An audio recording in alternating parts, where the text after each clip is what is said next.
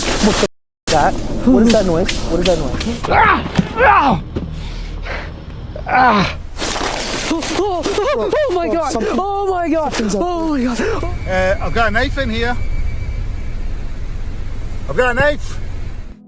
This footage is from the YouTuber Exploring with Angelo, a channel all about urban exploration. Angelo's known for diving into abandoned buildings, forgotten spots, and creepy, mysterious places. His videos usually have a haunting vibe, with lots of eerie, atmospheric content. In June 2024, he took viewers on one of his most intense adventures yet, into a forest that's rumored to be haunted and tied to satanic cult activity. Local legends say the area was once used for dark rituals, and people believe the spirits from those times still linger, giving the forest a seriously unsettling feel. Angelo heads in with his friend Brad. They've done plenty of these creepy explorations before, but this one felt different, darker, more sinister. As they made their way deeper into the woods looking for a place to set up camp, things got weirder. They started feeling like they were being watched, hearing strange noises, and even thought they might have seen someone out there with them.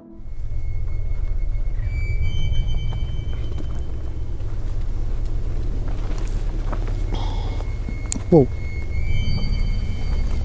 I just saw something down there. Okay, I'm gonna put this here for a second.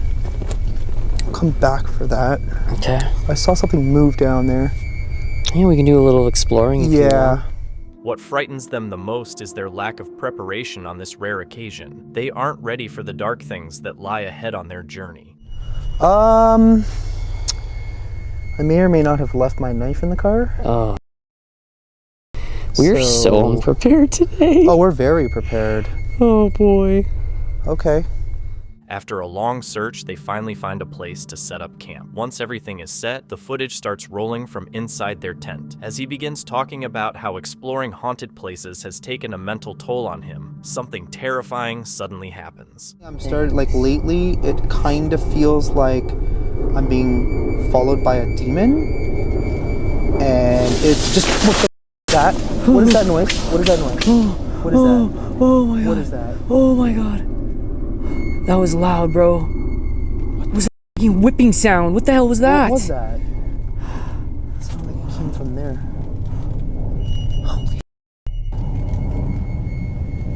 Yo, get your light, dude. Let's go see what that is. I'm like freaking out. My body's around here. Oh my god. Is there a window? Oh, there is a window.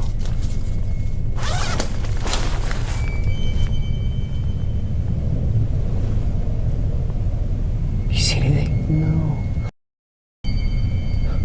Dude, it just said that my body's around here.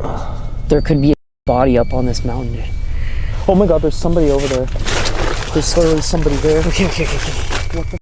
Suddenly, their tent starts to shake and a loud whipping noise is heard. Angelo looks out through the tent window and says he spots a dark figure watching them. Despite their fear, they decide to head outside and check it out. But there's nothing there. If Angelo really saw something, what was it? Since they can't see anything with the lights on, they switch them off to try using night vision. They say the figure is still visible, but unfortunately, there's no footage to prove it. After spending some time searching in the dark, they return to the tent and try using a spirit box to make contact. Why did it tell me to move back? I don't know. That's really Oh my god! Oh my god! Oh my god! Oh my! Oh my god! Oh my god! I don't know. Holy mother! Holy! Are you okay? Oh my god! I'm sorry I ran out on you, bro. Oh my god! Just turn that off. Dude, it's grabbed you. No, dude, it pushed me. Is there anything there? Do you see anything? Holy! Bro, it looked like arms, bro. You saw arms? It looked like arms. Holy! Oh my god! I've never seen anything like that before in my life. Suddenly, Angelo is shoved from behind, causing Brad to panic and rush out of the tent. As Brad gets out, the footage shows no one around. Brad claims he saw some kind of arms push Angelo, but once again, nothing is captured on camera. They search the area, but find no one. After that unsettling moment, they decide it's time to leave and make a promise never to return to that forest again. If Angelo and Brad really saw what they say they did, could it be the spirits tied to the rumored satanic cult? Are the legends about the forest actually true? On November 15, 2024, a video was shared with the Rocky Mountain Sasquatch group detailing a chilling Bigfoot encounter that took place 3 years earlier in a mobile home park near Mount Shasta in Northern California. The witness described how Bigfoot shook the trailer, growled through the window, and slammed into the walls with incredible force, an ordeal that continued for 2 consecutive nights.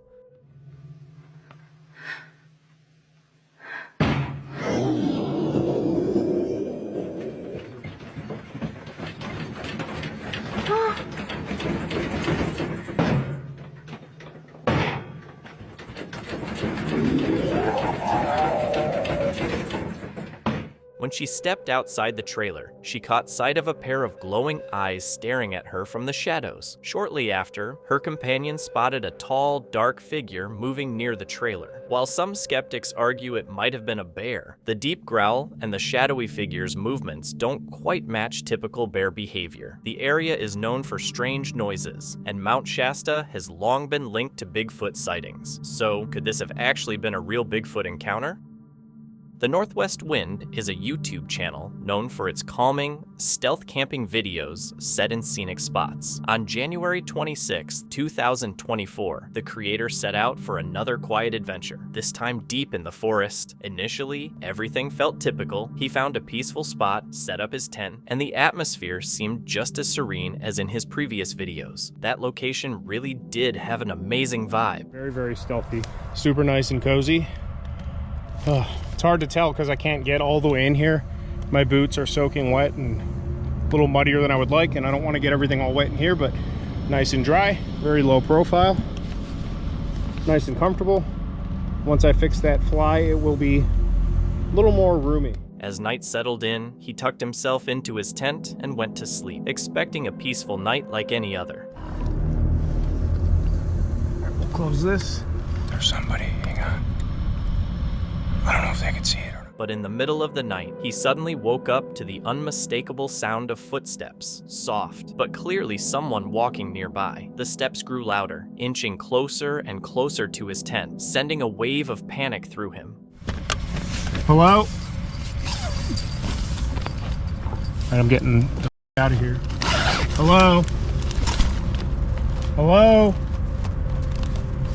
I don't know what this is, but I don't know which way they went. I think they went this way. I see you. Get away!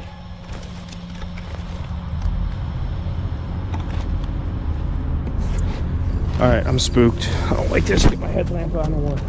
Getting out of here right now. They're just standing there. They're just standing there. Yelling at strangers in a situation like that might not be the smartest move. You never really know who you're dealing with. It's tough to read someone's intentions, especially when you're in an already unsettling environment. They collapsed my tent on me and pulled the fly off while I was still in there. Whoever those people were, they probably didn't have good intentions. After all, why would anyone acting normally do something so bizarre and unsettling? The knife. I smell your cigarette. Getting out of there was definitely the smartest move. All right, we're just gonna get out of here. We're just gonna get out of here. I'll come back for this later. How the do I get out of here? Hang on, let me see if they're... Stay away from me! They're coming behind me. I don't know what they're doing. As he began to leave, it felt like those people started trailing behind him. They're at my campsite. I see them. I see you reflecting off my tent. Leave my phone! All right, I'm getting out of here. You can have it. One of them's following me. One of them's... Okay, here's a trail of some kind.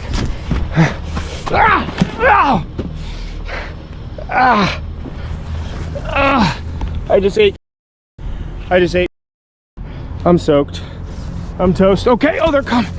Leave me alone! He was totally freaking out. Being followed while already panicking and stumbling around was the worst timing ever. Luckily, he managed to get away without any harm.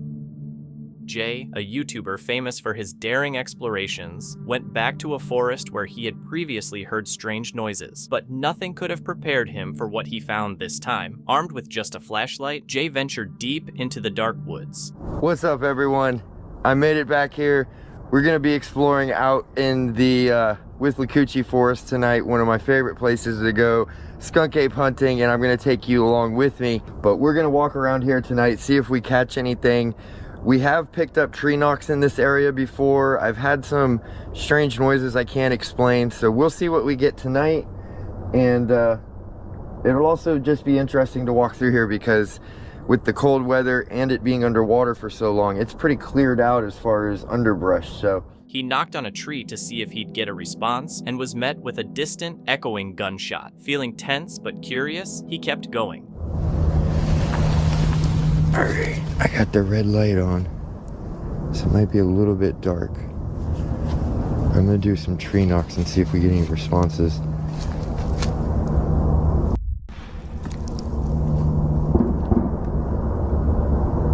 Sounds like somebody just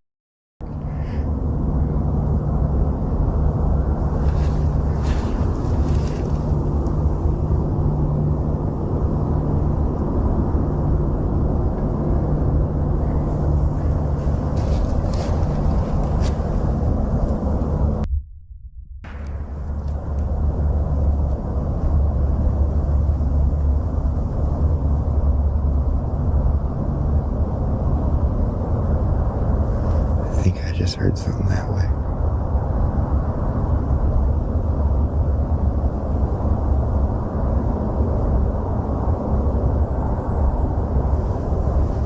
It's oddly quiet out here tonight.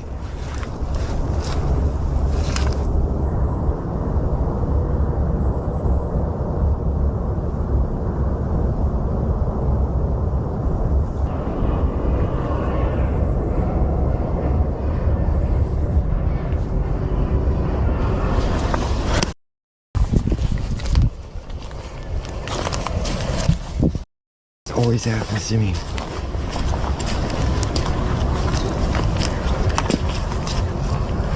Oh, I don't want to be stuck out here.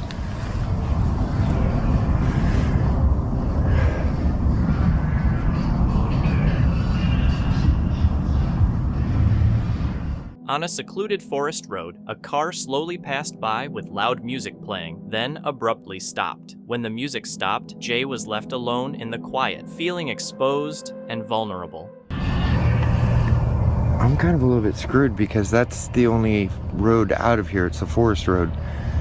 And that's the only way out of here, and there's water all around me, so it's not like I can go anywhere.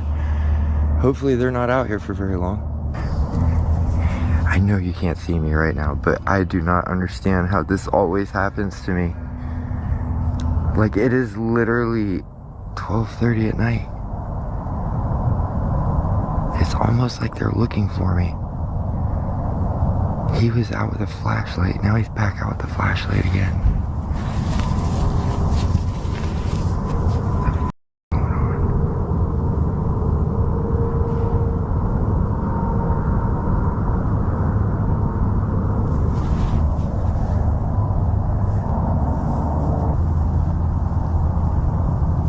I hope I'm not witnessing somebody dumping a body or something.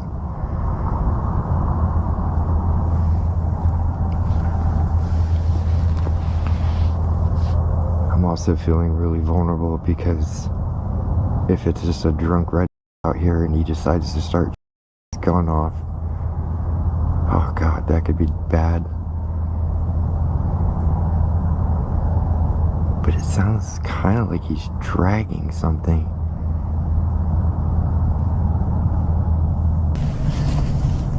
They just turned the headlights out.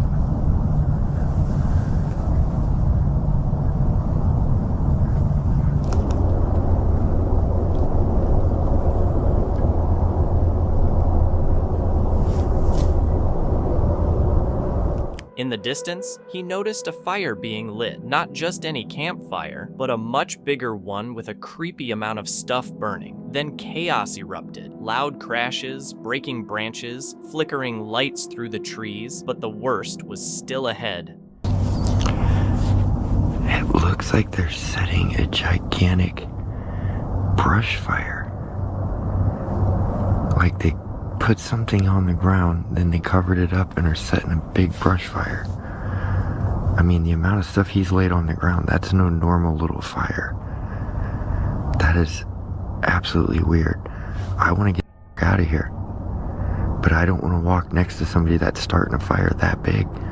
That's not normal.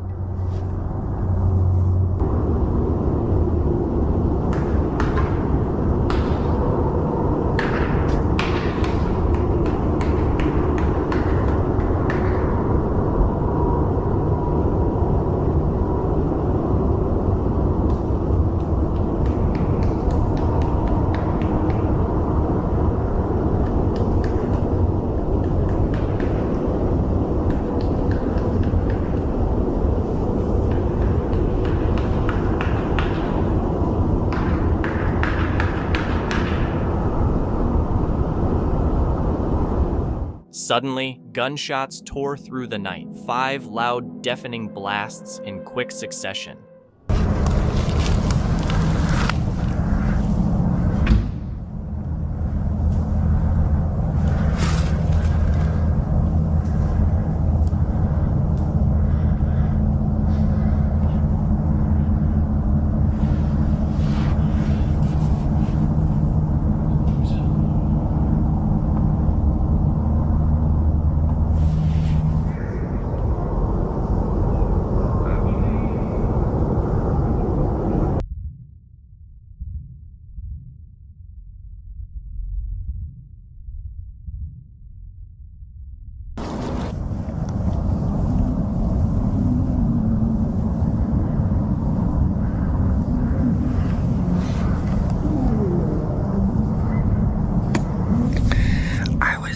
Seconds away from just starting to walk that way to go around him, and then that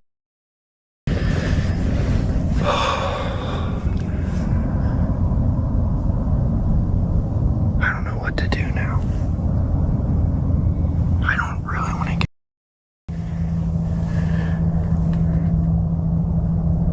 terrified for his safety. Jay stayed crouched behind a tree, frozen in place. For more than an hour and a half, his heart racing, he waited for whoever was out there to go away. Finally, the distant lights vanished into the night. His camera had died, but as soon as he felt it was safe, he sprinted away, seizing the chance to get out of the nightmare he had found himself in. He later said it was the most terrifying night he'd ever experienced. This intense, unexpected footage tells the story of a scary close call 2 friends had while backpacking and fishing. What starts as a calm day on the water quickly turns into a near disaster. The incident kicks off with the friends enjoying their trip, mostly undisturbed except for the occasional distant sound of gunshots. Jesus.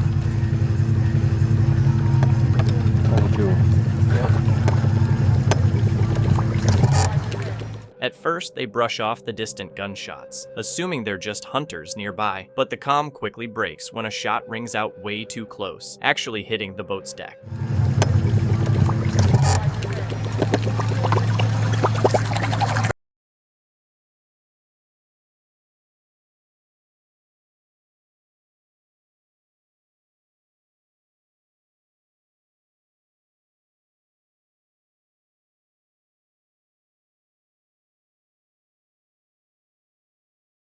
My boat! It hit my boat!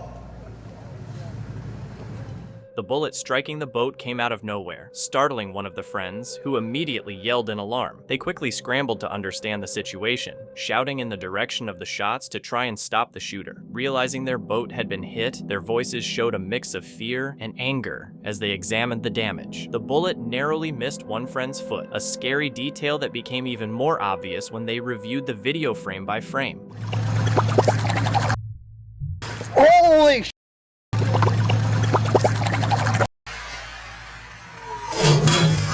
The slow-motion replay makes it clear how narrowly the bullet missed hitting one of them. The ricochet marks on the boat highlight just how dangerous the shot was. If the boat had been positioned differently by even a few inches, the outcome could have been fatal. This close call really shows how serious the situation was and left the friends visibly shaken. Despite their fear, they shouted at the shooter, though it's not clear if the hunter realized they were there. The video raises concerns about hunting safety, especially in areas where people are engaging in activities like fishing. In the middle of the night, a man suddenly realized he was in a swamp when he heard a deeply disturbing sound.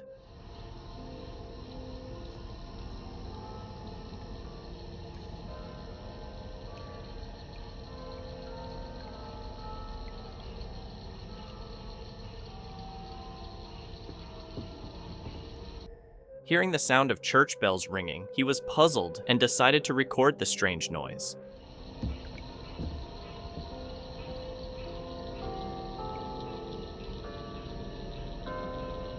Hoping to uncover a logical explanation, he searched the area, but no church was anywhere to be seen. What could possibly explain the sound of church bells ringing in the middle of nowhere? Was it a strange coincidence, or something far more mysterious? Josh is well acquainted with adventure, constantly seeking out new locations and capturing his travels. However, on this particular journey, what began as a quest to locate a long-forgotten plane wreck took a dark and unforeseen twist. Deep in the woods, surrounded only by the stillness of nature, Josh came across something unexpected, a large, seemingly abandoned structure. His curiosity took over, and he decided to make a detour, stepping inside to explore. The area appeared deserted and ordinary, so he kept going. However, what Josh encountered next was more than just eerie, it was downright disturbing. Deeper in the woods, he discovered a smaller abandoned structure, where the mood suddenly became heavy and unsettling.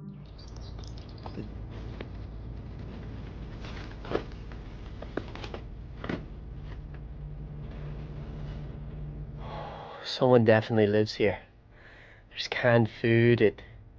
Someone definitely lives here. Maybe not all the time, but often enough, which is crazy, because this is really in ruins and in the middle of nowhere. Very creepy.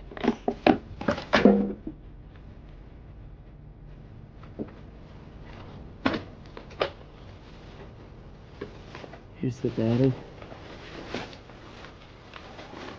Cans of food and everyday belongings showed that the place had been inhabited recently. However, the most unsettling discovery was the walls, which were covered with hundreds of photos, all featuring women.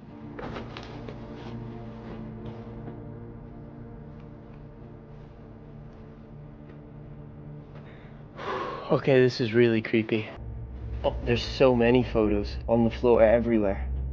This place is littered with the same photos of the same people. Look at all these photos. These are all photos of people. All photos of people on the floor. Tons of them. On the bed.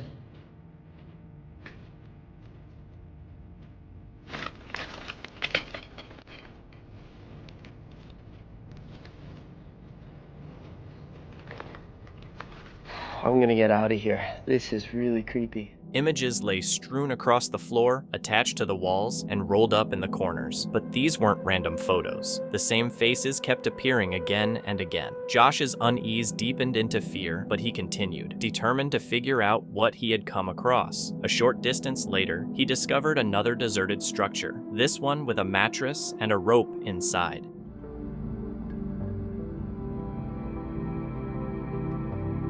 After leaving that house, I feel like I'm being watched.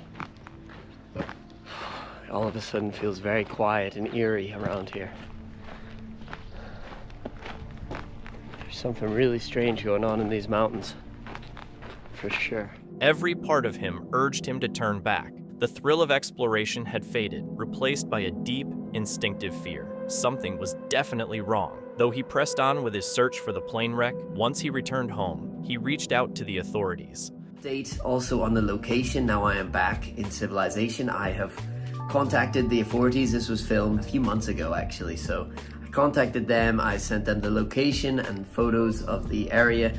I haven't heard anything back from them. He couldn't get rid of the feeling that what he discovered was more than just unsettling, it was criminal. Was it an elaborate trap or evidence of something far more sinister? The YouTuber known as Under the Weather is a steadily growing creator who documents his outdoor adventures, wild camping, trekking, and hiking across various parts of Scotland. On a chilly day in November 2022, he sets out for his first winter camp of the year. He heads to a spot he refers to as a secret Scottish location. After arriving at the campsite, which is near a waterfall, he sets up his tent, Once everything is ready and he's had some dinner, he begins preparing his sleeping bag for the night. Hello? Hello?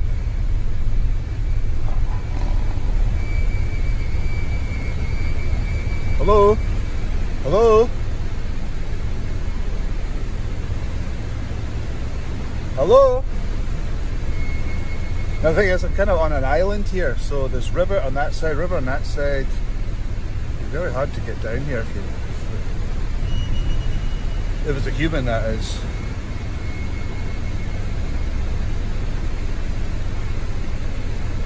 Hello? Typical, now I can't hear a thing. Right, I'll turn the light off.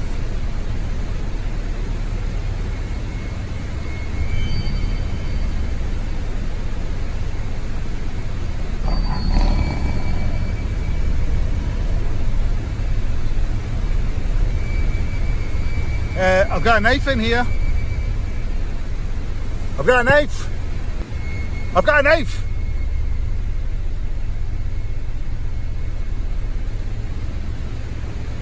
Right. Around 3 a.m., he's suddenly woken up by strange noises that he describes as sounding like laughing and grunting. The unsettling sounds make him extremely alert, as he's convinced someone might actually be out there. To scare off whoever or whatever it is, he starts shouting that he has a knife. This shows just how seriously he believes there's someone nearby and that he's ready to defend himself if needed. Eventually, he decides to step outside and check if anyone is really out there. Well, that definitely sounded like somebody there. But there's no one here. Every time I come out, it's empty. Unless I come out the I don't even think.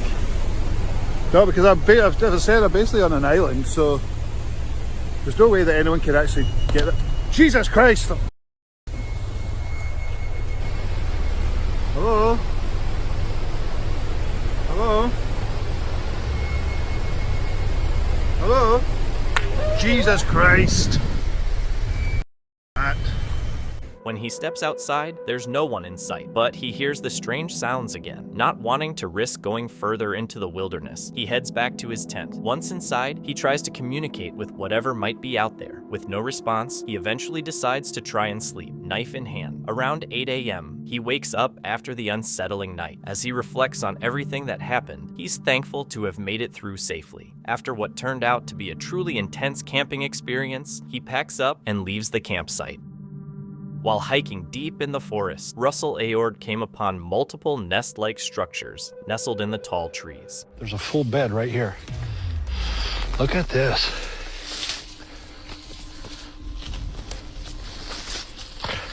All this stuff is matted down, literally matted down. I can't roll off this thing left or right. Literally couldn't do it. Let me have that camera. You see how this is all, it's a dish. It's literally a place to lay down. It's clearly been slept in. It's been inhabited. And I want to say bed, but this is a nest. It's up in a tree in an elevated position. Deer don't do this, elk don't do this. Something that thinks critically or is intelligent had to have done this. It seemed very strange in this particular setting. Look down below me. There's more than one nest. Russell thinks these large nests, built from sturdy twigs and branches intertwined like huge bird nests, serve as homes for Bigfoot, especially for mothers and their young. He is convinced the nests show obvious evidence of use for sleeping.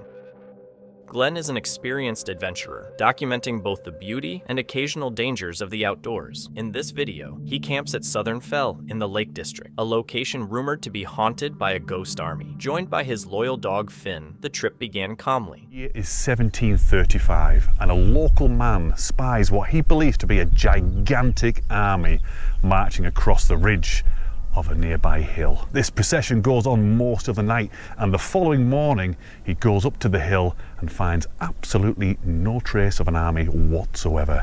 No footprints, no hoof prints. 2 years later, on Midsummer's Eve, Several other people see exactly the same thing, a gigantic army marching across the ridge. They then proceed to tell other locals about what they saw that night, and nobody believes them. Fast forward 10 years to 1745, and 26 people witness an enormous army marching across the ridge of this same hill.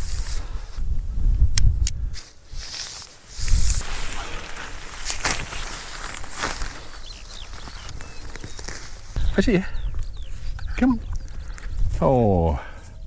Go on, bring it. Fetch it. Fetch it.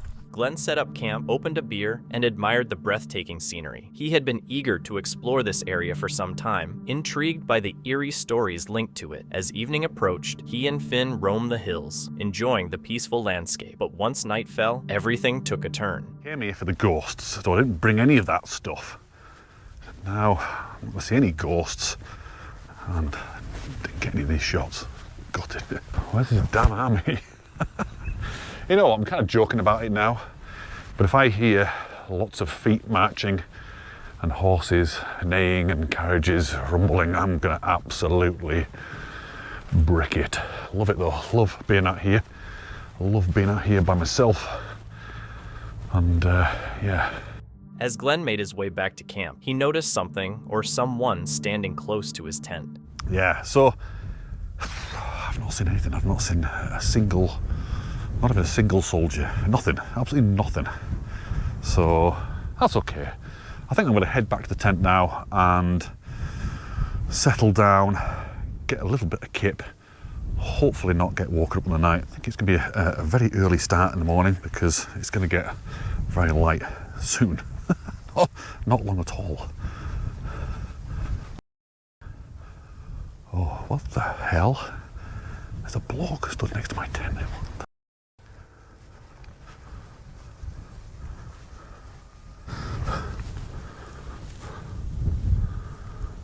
That is absolutely scared out of me.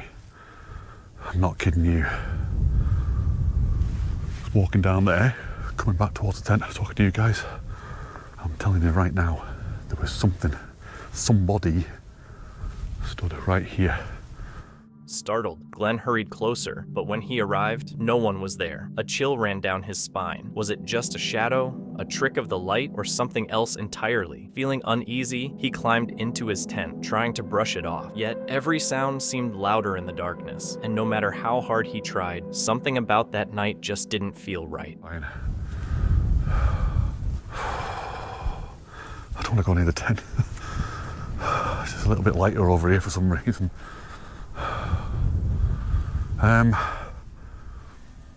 What to do? I mean, it could just be some around here, you know, just winding me up, knowing that there's someone up here.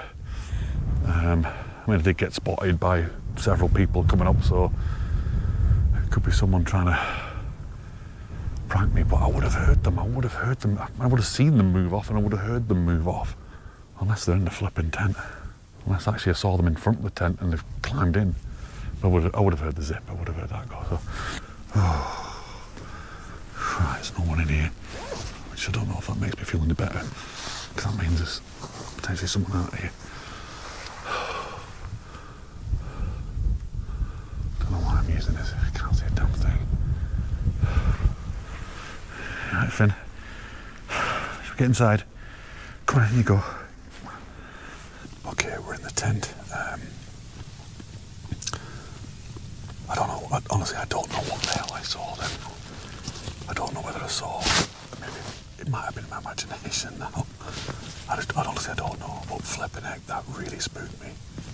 Really, really spooked me. We're just gonna try and get a bit of kip and see how we get on. Finn's down. Just hearing loads of noises. And I know you hear loads of noises anyway when you're in the tent because the tent's flapping and there's bits of grass against it and there's all sorts of weirdness, but I'm completely spooked.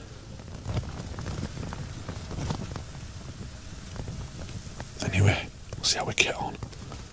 By morning, Glenn packed up and left Sutherfell, another location visited, but one that would stay with him. Was it all just his imagination? Or had he truly encountered something connected to the legendary ghost army? Novice Wildcamp, a YouTuber, has built a sizable audience by frequently uploading videos of his camping trips in various spots, sharing his experiences along the way. While most of his content is soothing and entertaining, one video is especially noteworthy. In this video, he ventures into the forest for his usual vlog, but the day takes an unexpected turn. At one point, a thermal camera records something mysterious and hard to explain. Here's a disturbing segment from that footage. This is the infrared FLIR vision on my camera. You can see that's my hammock. There's my stove. That cooled down ages ago. Nice little things dotted about. Nothing around there.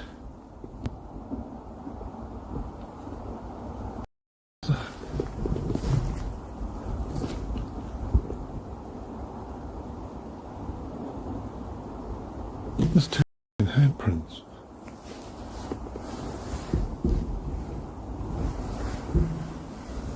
Just put my torch on. That wasn't there 2 seconds ago. I swear that wasn't there.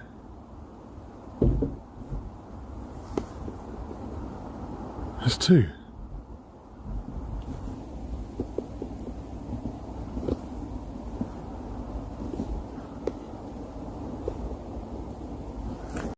A hand mark on there.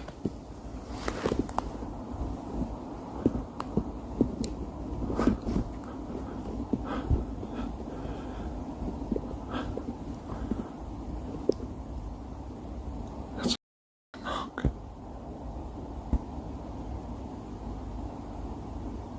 The thermal camera revealed two clear handprints, leaving the uploader both baffled and frightened. Just minutes later, while trying to unwind and talk to the camera, he was suddenly jolted by a strange noise coming from a distance. It's weird, it's in the distance, it's not close. But it's like you can definitely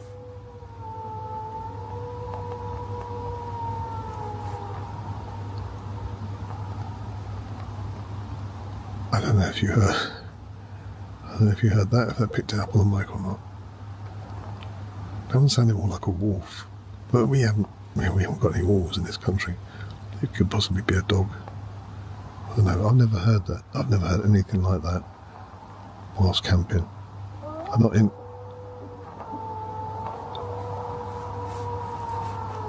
Yeah.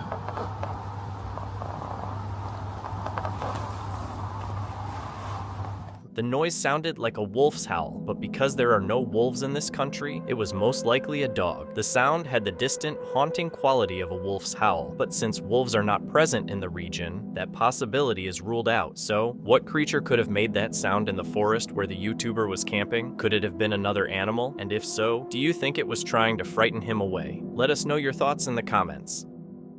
This CCTV video, recorded near a lake bordered by dense forest, shows something quite unexpected. A ghostly figure walking and sitting by the water before vanishing without a trace. With little context provided, the event remains a complete mystery. Is this a real paranormal encounter, or was the footage digitally manipulated? Creepy Outdoors is a YouTube channel that explores the darker, more unsettling side of nature. It focuses on mysterious events and creepy encounters that tend to happen deep in the wilderness, far from the comfort of civilization. On October 26, 2022, he posted a video from one of his regular solo camping trips. The video kicks off at night with the eerie sound of a coyote pack growling in the distance.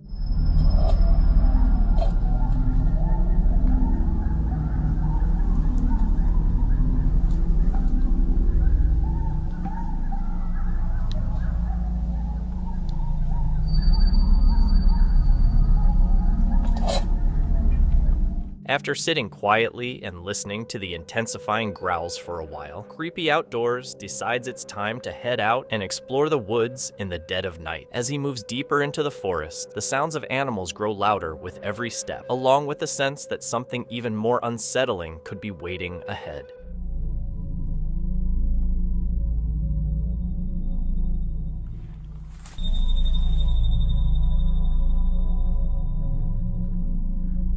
Everything here is or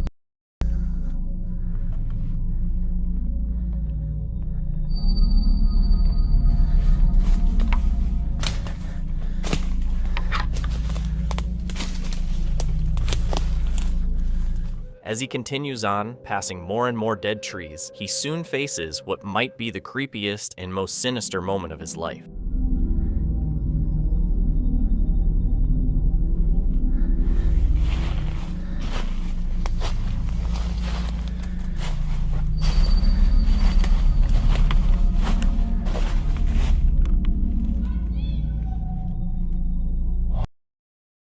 Oh, hi.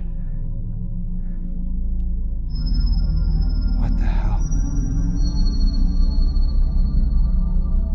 I need to get out of here. Oh boy. Ooh. Okay. That was be. I need to get out of here. Ooh. Okay. Talking about which Blair Project. While walking with his flashlight on, everything seems normal until he turns it off. That's when a chilling voice from the woods whispers, "I see you." The tone is eerie and unsettling. Creepy Outdoors tries to talk back, hoping for a response, but there's only silence. When he turns the flashlight back on, it's clear just how shaken he is. He quickly heads back to camp, trying to reassure himself that maybe it was just another camper playing a prank. But the area is extremely remote, and it's rare for anyone else to be out there. Along the way, he passes more fallen trees, which only adds to the unnerving atmosphere. Though he gets disoriented, he eventually finds his way back to camp. In the end, he feels fortunate to have captured the moment on camera, and even more grateful to have made it out safely. While fishing along the coast of South Florida, a couple spotted something unusual in the water and chose to capture it on video. It's right here. It's right here. Holy mackerel. What the hell is this thing? It's coming up. Oh my God. Hold on. No, stop. Let it come up. Oh, it's a big... What the is that? Go. I don't know what that is. They recorded footage of what seems to be an unidentified sea creature. Witnesses describe it as being more than 20 feet long and as thick as a tree trunk, with a body resembling a massive snake covered in visible scales. The creature's size and appearance have sparked curiosity, leaving many to question whether it's a rare marine animal, a new species, or something completely unknown. Cursed Urban had experienced many spooky situations before, but this was destined to be one of his most unforgettable. It began when he drove up to a hidden forest said to be linked to cult-like behavior. And nevertheless, oh, what's that? Oh, it's a huge cricket. Huge cricket down there. It's like, yeah, that thing's a monster. Look at this. Looks like maybe a beaver has been chewing on it. And of course, as per my recent videos, my recent investigations, there absolutely has been cryptid activity in this forest. We're talking about actual manifestations. I guess it wouldn't be a manifestation if it was an actual thing of hellhounds. People have seen hellhounds, giant black dogs with glowing red eyes. They've seen those. They have been spotted here by multiple people. There's been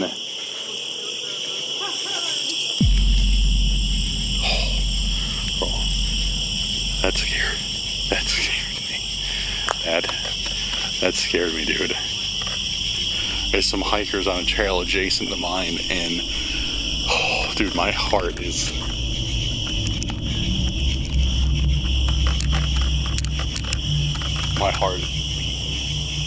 Yeah, I think I scared them too, because I heard them say something. But dude, my heart is beating. That scared me. I forgot that this place hasn't technically closed for the evening yet. But that's another thing that I was told is to be careful while I'm here at night, because a lot of people, usually unruly younger people, you know, drinking and stuff, they come in here at night because it's not really patrolled by anybody. There's no real heavy police presence, if you will. So yeah, they come in here at night and they, you know, get into whatever trouble they want. So that's another thing I was told, is just like be careful of that. But yeah, this place is technically not closed yet. So yeah, gotta be wary of other people out here, because dude, that literally scared me. I was just like, what was that? But where were we? Oh yeah, so cryptids. Yeah, there's been reports of cryptids out here, of hellhounds, giant black dogs, glowing red eyes. Multiple people have seen those, which could be, you know, could be the wolf man. I hear somebody else too. And also a prominent Bigfoot area. Lots of reports of Bigfoot. So we shall see if any of these come to fruition. If we can catch any of these on camera. And also just tons of paranormal activity in general. Dude, I feel something. Like, I feel like I'm being watched right now. As cliche as that sounds, I know it sounds cliche as hell, but I had something directly back here and then something right to my left. Looks like it opens up out here to maybe another field. Let's go check it out over here and see if we see anything out here first. Yeah, it's a little bit wider out here.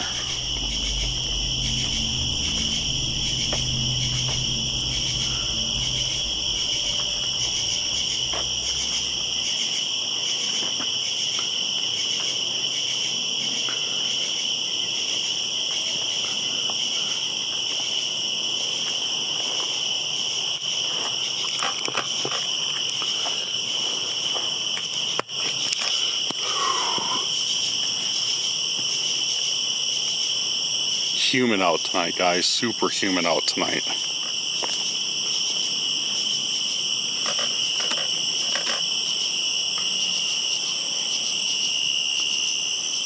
Right now we're by a lake.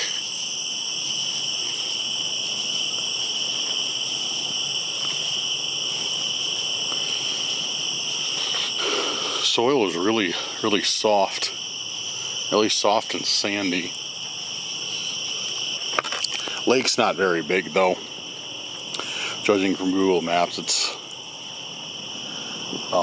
it's not very big, and we're only on half of it. Like this part I'm on is where the forest is, and over there on that side is all like houses and stuff. So this place isn't. It's a decent size, but it's not gigantic. Stone bench over there.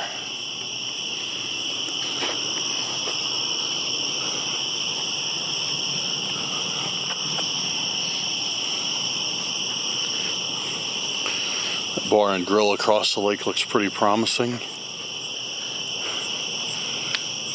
I'd like to go over there. Alright. See if we get any answers on Spirit Talker.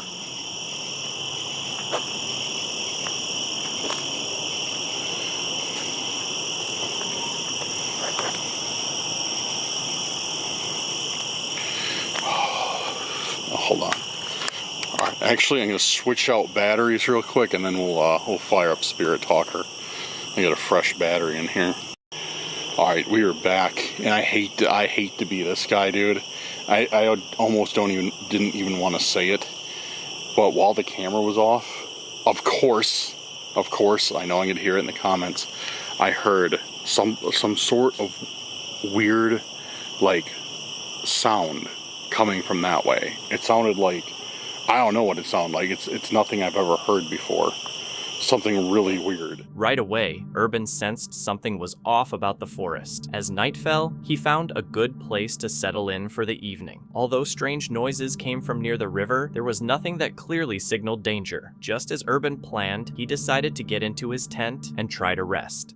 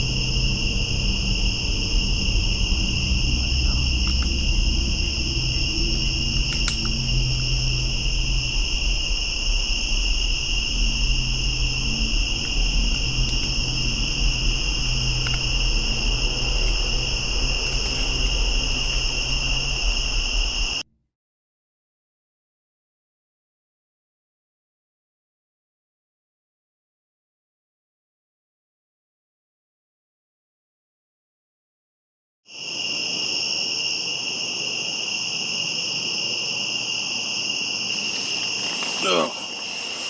Oh. Oh. Oh. Oh, I'm awake. I am awake. Oh. Oh. It's definitely...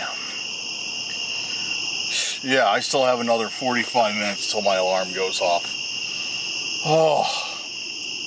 But I know I fell asleep for a little bit.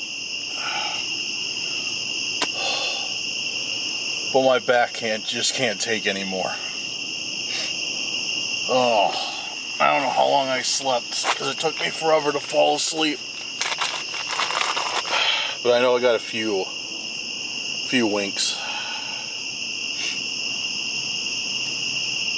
Probably only slept like 20 minutes, 20 or 30 minutes. Bug is in my tent. Who are you?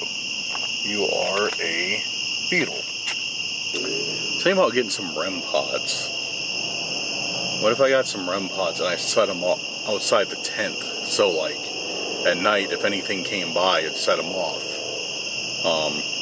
Because I know it works with like I think it works with like people too. I'm in the corner.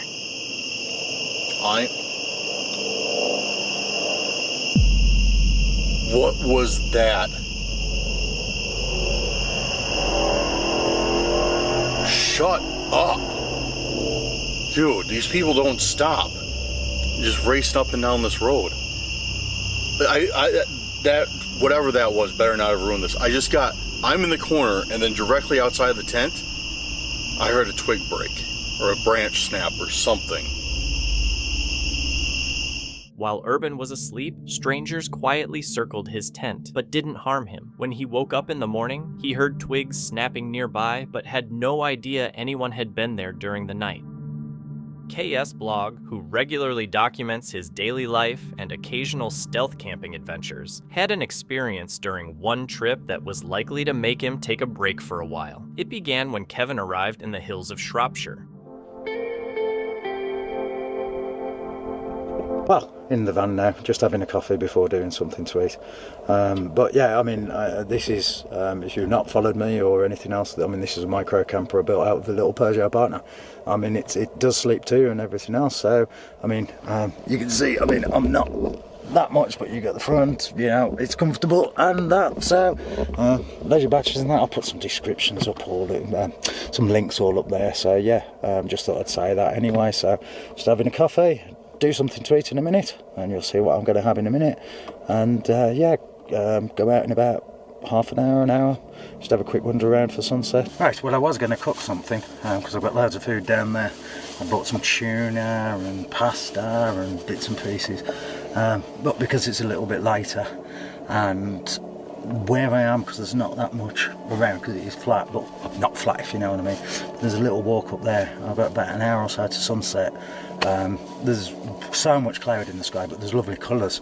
So I thought, well, I did myself some cob, so I'm just having that. I mean, yes, in this you can still cook. I mean, in the small van and everything else. But yeah, I just can't be bothered tonight because I'm here like maybe tonight. Well, definitely tonight, and then probably tomorrow. You can't do that much. I mean, like for 5-6 days. About a week or so ago, I just couldn't use my hands at all. I was dropping everything and things like that. So, yeah, this is the reason for getting out. So, yeah, I'm going to have a wander in a minute. Just eat my little beef and cheese cob, and then into the camper. And like I said, it's a lot easier to set the bed out when, you know, before it's dark and everything, because I go out, so it's not nice trying to fiddle around after you got back from a walk. But yeah, basically got back about 20 minutes ago, just been relaxing a little bit. So now just relaxing and that. Yes, I mean, as you can see, I don't think we've done this really before properly, but I mean, as you can see, yeah, it is a small camper, but I am over this side and you can get to in here. Like I say, the missus is in here sometimes, but not this time. But yeah, so now it is just enjoying an evening. I've got the tablet as my TV there, and that's just watching that, and yeah, be up in the morning for sunrise. Not too sure which way I'm going to go, probably down the other way in the morning. So, well, I hope you've enjoyed this video anyway, and that a bit more insight into the van this time. And again, I don't know how much footage I've got. If not, it's going to be 2 videos. So if not, I'll see you next week and everything else. And again, thank you for watching. Again, like, subscribe, all that kind of stuff, and have a look at my other things, which I'll just link in here as well, the other trips that we've actually done. So again, thank you for watching. In the morning, and about 10 minutes ago, it was really weird. Something woke me up, and it was pushing against the side of the car, and like knocking into it. It happened for a few minutes, so it woke me up, and it was really weird. I thought, you know, you always think as being car camping, camper van, whatever, it's kids. Because 2 other camper vans, there's 4x4, big one next to me, and a Sprinter, I think, near the other side. But basically, you can hear now. I don't know if you can hear this.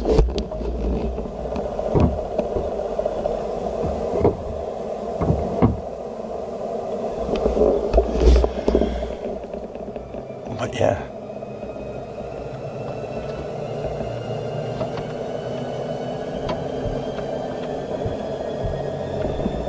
The car with the keys. It's been shaken. Now, I think basically it is, there's sheep here as well as there's horses. So I don't know. But yeah, something weird. I ain't getting out of the car because I'm in high up. After Kevin finished filming his outro, he heard something pressing against the side of his van. Not knowing what it was, he stayed quiet and kept low until the noise stopped. He tried to convince himself it was just a sheep, but couldn't shake the thought that it might have been something more unsettling. TikTok creator Jessie Maines, famous for her laid-back videos with friends, shared footage of a deserted house she stumbled upon while exploring the fields.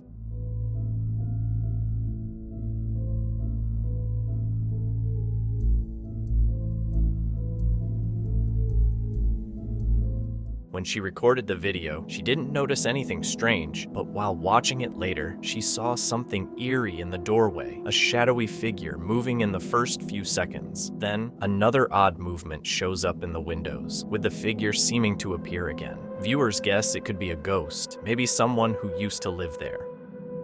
This video follows Moxley, a YouTuber, on a solo backpacking trip into one of the UK's most haunted forests, the Rooks. The forest is known for its dark history, linked to the 1910 Pretoria pit disaster, one of the deadliest mining accidents in the UK, which claimed the lives of 344 miners, including children, leaving the area filled with tragedy and mystery. As the day ends, Moxley enters the forest despite the rainy, slippery conditions. He wants to experience the forest's eerie reputation firsthand. He finds a spot to set up his tarp and hammock as the rain continues and darkness falls quickly. The forest becomes unnaturally quiet, making him feel uneasy, though he attributes it to normal nerves. While preparing camp, he hears distant voices and laughter, which he initially thinks might be other campers, but can't locate them. This unsettles him because meeting others in such a remote, notorious area could be both comforting and risky. 4:05 in the morning.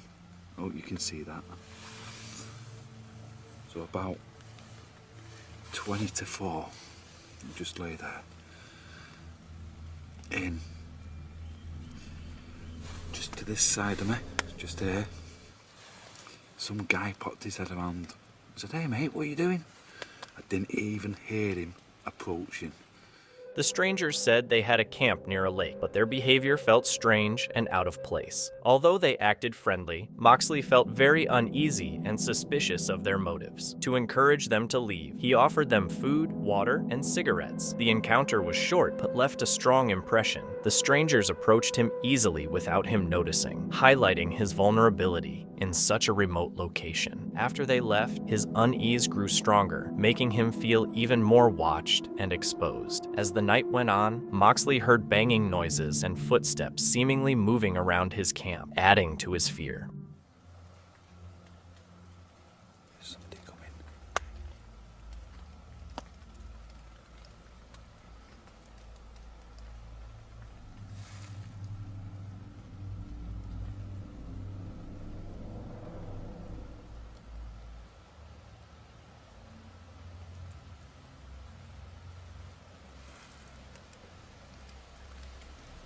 little bit nervous. Though skeptical about the paranormal, he acknowledges that the Rooks' history and atmosphere make it an especially eerie place. Before leaving, he pauses to honor the victims of the Pretoria Pit disaster, stressing the importance of remembering those lost in the tragedy. Though physically unharmed, the psychological impact of the night stays with him, highlighting the strong, haunted reputation of the Rooks. A Reddit user in the UK was out walking their dog in nearby woods when they noticed some unusual noises coming from behind them.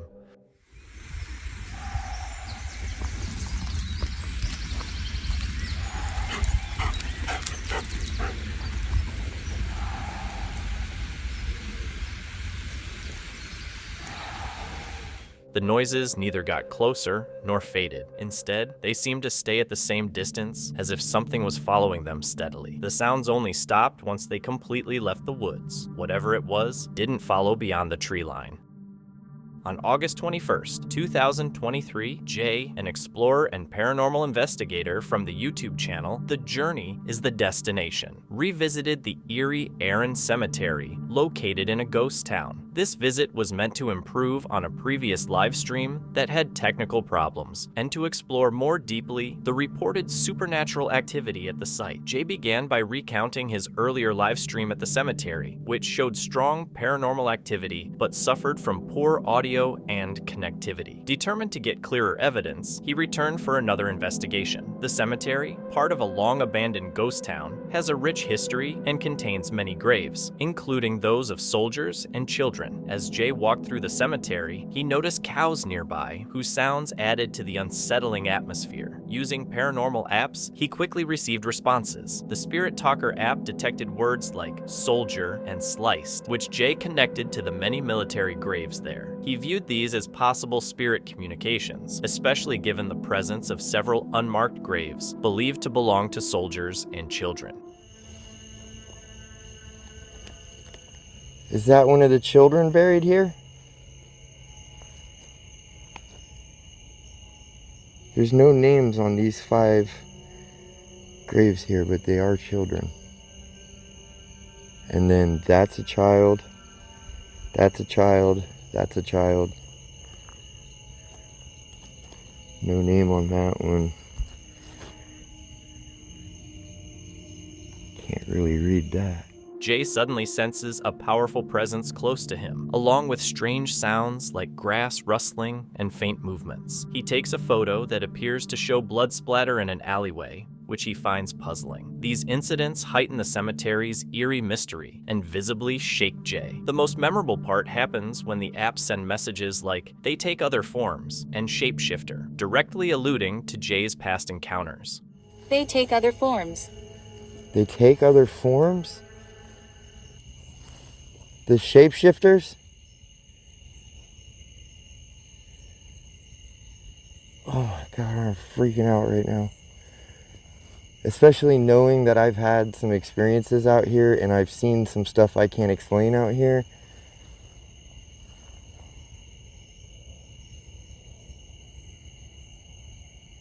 Though the atmosphere grows heavier toward the end, Jay says the night is quieter than before, but still believes in the cemetery's paranormal activity. The constant app messages, his physical feelings, and unexplained sounds make him eager to review the footage for more clues. The repeated theme of shapeshifters unsettles him, but strengthens his belief in the supernatural. The investigation shows the limits of paranormal tools. The apps give relevant messages, but their accuracy is uncertain. Unlike before, Jay did not capture video of a shapeshifter this time.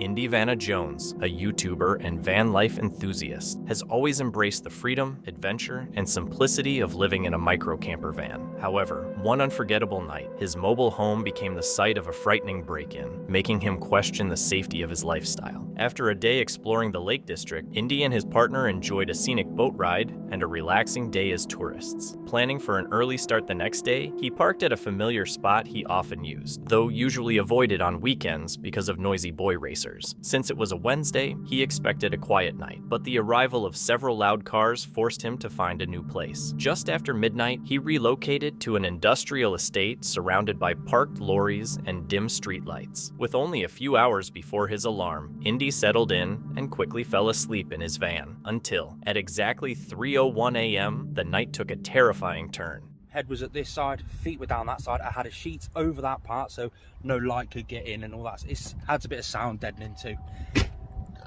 And then a brick came through that window straight over onto that seat. After the brick came in, an arm followed it, grabbed my work bag and shot back out the window. No, I don't know what had happened. Male instinct kicked in. I shouted, "Oi!" Started flapping around, opened the back door and ran after them. Can you imagine my naked body chasing after somebody down the street? Before I got to them, they jumped in a van. He was abruptly awakened by the sound of breaking glass. A brick smashed through the side window and landed inside the van. Before he could fully understand what was happening, an intruder's arm reached through the broken window, grabbed his work bag, and disappeared into the darkness. Acting on instinct, Indy shouted, scrambled to unlock the back door, and chased after the thief. Wearing nothing but his birthday suit, he ran through the empty industrial estate, determined to get his belongings back. However, before he could catch up, the intruder jumped into a waiting van and sped off into the night. The surreal sight of chasing someone in the middle of the night added to the strange nature of the incident. Defeated, Indy returned to his van where the chaos continued. Now, whenever I'm in the van, I get my keys, find the lock button and listen. The van is locked while I'm inside the van. However, there is a little latch down the side of the door to get out. So there's me out running down this industrial estate, trying my hardest to catch them, grab my work bag back. There's nothing really valuable in the work bag at all. A couple of tachograph cards and my water bottle, my headphones, my CPC card, just all the stuff a driver would need in his work bag. My lunch. Upon returning to the van though, the whole van's alarm system's going off. I tried to get in the back, realising instantly that I had no clothes on. Went round to the back, grabbed the door, it was locked. Hold on, what's happening here? The alarm's still going off at this time. Side door was locked. This door was locked. What am I going to do? I jumped out the van, left the keys inside the van, and I'd gone running off. The van had locked itself because it was already locked before I got out. Luckily, to an extent, luckily, the side window was missing. A brick had just gone through. I had to crawl my naked butt through there into the back to get the keys to unlock the van, to disable the alarm system so that the alarm would stop going off, for me to then get back in the van, get myself sorted, figure out what to do, what's just happened. Between the broken window, lost documents, and disruption to his work, the ordeal was turning into both a financial and logistical nightmare. However, a stroke of luck brought some relief later that day when a good Samaritan found his bag tossed over a fence and contacted his workplace using the ID inside. To his surprise, everything in the bag was still there, from his headphones to his sunglasses. The return of his belongings offered a small but much-needed ray of hope amid the chaos.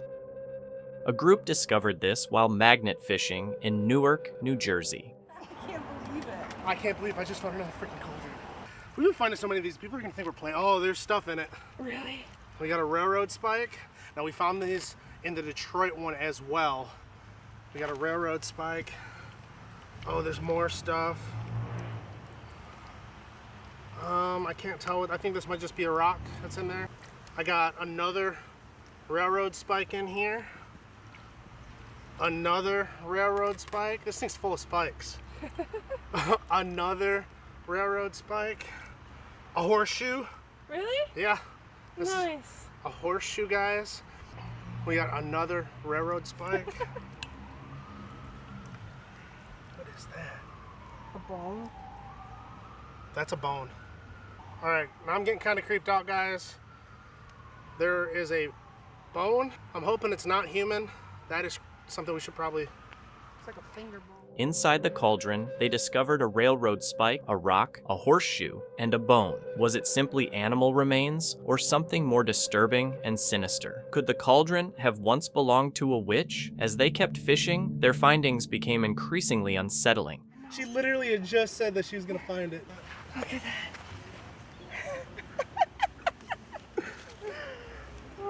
And Sonia literally just called right before this that this is going to be the one she finds one. They pulled a revolver from the water and, feeling uneasy about the discovery, decided to contact the police to handle it. So my name's Sonia. I'm a magnet fisher, and I throw a large magnet into bodies of water and we pull trash out. We actually happened to pull out a pistol, a revolver, and I was wondering if someone could come in. Was it all merely a coincidence, or could the discoveries be somehow connected? Van Lifers Chris and Charlene had always found their motorhome to be a sanctuary for adventure and exploration. From scenic views to peaceful campsites, their travels brought them joy and a deep connection to nature. However, during a night stop in France, their sense of safety was shattered by a frightening experience that made them question their security on the road. The day started like any other, with the couple exploring the countryside and looking for the ideal place to park. Their journey led them to a beautiful spot atop a hill, surrounded by trees and featuring benches and a fire pit. The stunning view provided a calm setting for the evening. As daylight faded, they built a fire, enjoyed dinner, and planned future adventures. Despite the cold and increasing wind, the atmosphere remained calm. However, the slight slope of the parking area made sleeping in the motorhome uncomfortable. After considering their options, Chris and Charlene chose to move to a flatter spot further down the hill. By the time they parked again, exhaustion was taking over. They locked up, settled in, and prepared for a peaceful night, but peace was not to come. We're back on the road because we couldn't sleep where we were. Basically, there were a lot of people outside our van and we didn't feel safe there, so we had to leave. We were asleep and we heard a lot of noise coming from outside. We think that there were people having a laugh, you know, and a chat, but it turned out to be a nightmare for us. We're very tired right now. At around 3 a.m., Chris and Charlene were abruptly awakened by loud noises outside their motorhome. Initially, they heard faint voices and music that grew louder, leading them to believe a nearby group was having fun, which wasn't unusual. However, the situation quickly worsened as the voices drew nearer and their motorhome was suddenly attacked. Loud banging echoed as several people started pounding on the vehicle from different sides. Charlene's dog Holly barked fiercely, sensing the danger. Still groggy, the couple felt a wave of panic when they realized multiple people were outside, acting with clear, threatening intent. Chris heard a heavy hit on the bonnet, followed by more intense banging on the sides of the motorhome. Although he briefly considered confronting them, the number of attackers and their unpredictable behavior made him decide against it. Instead, they chose to leave immediately. Chris started the engine and they quickly drove away, hearts racing, worried the group might follow. After about 15 minutes of driving without a clear destination, they finally felt secure enough to stop. Two investigators went back to a hunter's camp in North Georgia, where they had earlier experienced strange happenings. This time, they attempted to communicate with whatever presence might be there.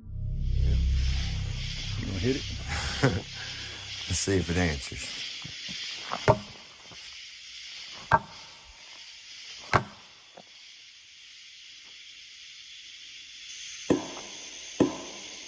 It answers.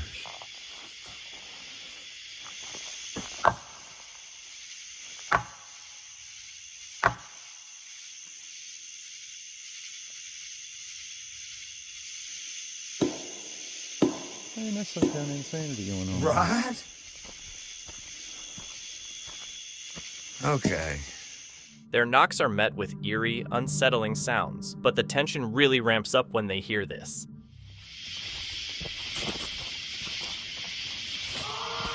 Whoa. That was a scream. Yeah, that was a human scream right there. And that was loud. A creepy scream cut through the night. Definitely not normal animal noises. More like deep, almost human-like cries. Then they heard leaves crunching under footsteps and saw shadowy shapes flickering just out of clear view, always staying just beyond sight. Listen. Oh. That's treehouse. Yep.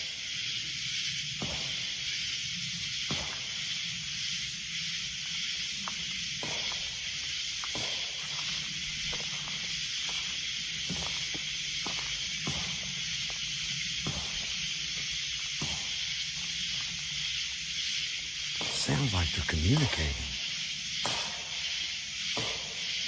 Throughout the night, strange sounds continue, and their equipment begins malfunctioning, almost as if an unseen force is disrupting it. In the end, the investigators chose to stop their exploration. Around 2:30 a.m. during a quiet solo hike deep in, a hiker passed through a dense thicket of shrubs when he suddenly heard a single step behind him. When he turned around, this is what he saw.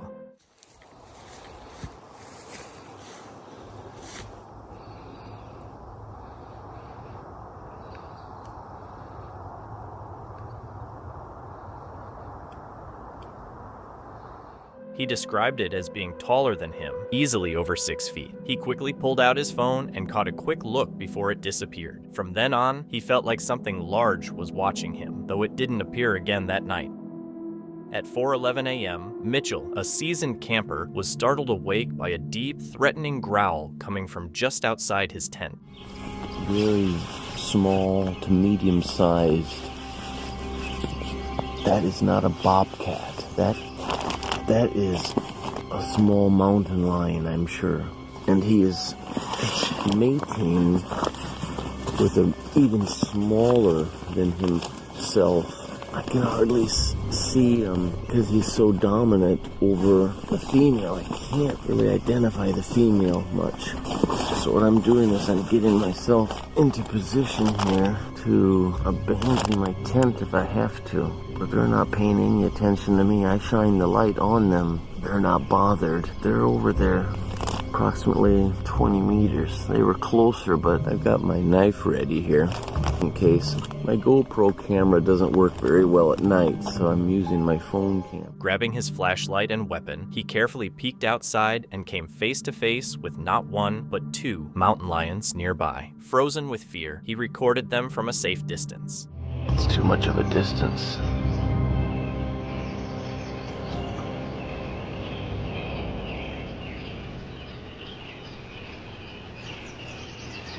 I was awoken earlier because I heard them a little bit closer.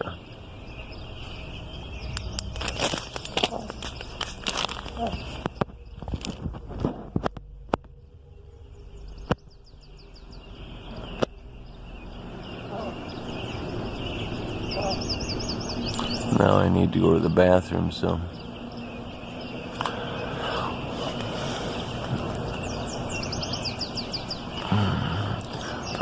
I'm gonna turn off temporarily, okay? Having to step outside to use the bathroom, Mitchell caught the glowing eyes and eerie sounds of the predators nearby as he moved past. The tension was suffocating. Every noise felt like a possible attack. Okay, I'm gonna turn this away from me.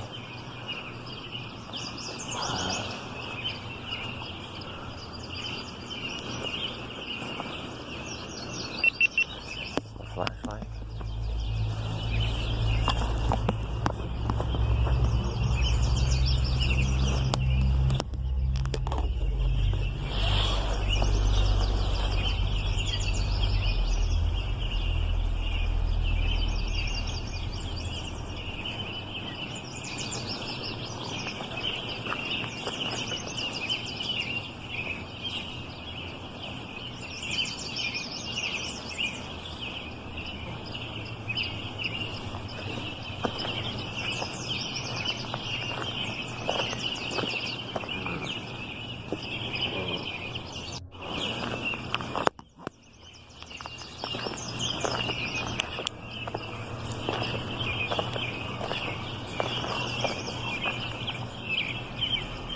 Can you see it?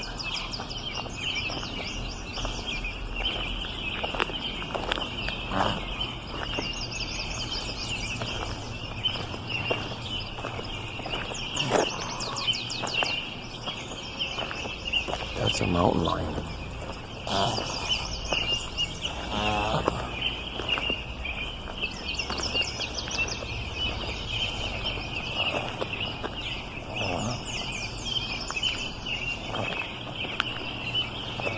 I think I'm gonna get out of here. Realizing he couldn't stay any longer, Mitchell packed up his gear as fast and quietly as possible, slipping away into the darkness. A family was on a road trip when they saw something unusual in the woods. As they drove past a thick patch of forest, they noticed a large black figure partly hidden behind a tree. It looked like it was watching them, and when it realized they saw it, the figure crouched down, trying to stay hidden. The figure had a broad build and moved kind of like a person, but its size didn't quite fit the usual Bigfoot descriptions. Honestly, it looked more like someone in a costume, but it was still pretty unsettling. This clip is from Leslie Mansfield's YouTube channel, where she shares her outdoor adventures, something she truly loves and finds joy in. Usually, her videos are lighthearted and informative, highlighting the beauty of nature and her experiences. But in this particular clip, her camping trip takes a much darker turn. It's January 26, 2025, and Leslie decides to go on a solo wild camping trip to a spot she's been curious about but never visited before. The area is known for its peacefulness and calm, making it the perfect getaway from everything. Excited to soak in the tranquility of the wilderness, she sets off prepared for a night out in nature. After arriving at her starting point, Leslie begins hiking through the thick forest, feeling the crisp winter airs as she goes deeper into the woods. Her excitement is clear as she imagines a peaceful evening ahead. She's determined to find the most remote spot possible, far from the usual trails, aiming for true solitude with nature. As the sun starts to set, casting long shadows through the trees, Leslie stays focused on finding the perfect place before it gets fully dark. Everything feels calm, quiet, and secluded, at least for now, but little does she know, something is about to shake up this peaceful escape. Bridleway diversion route. Well, I'm not on a horse, so am I allowed?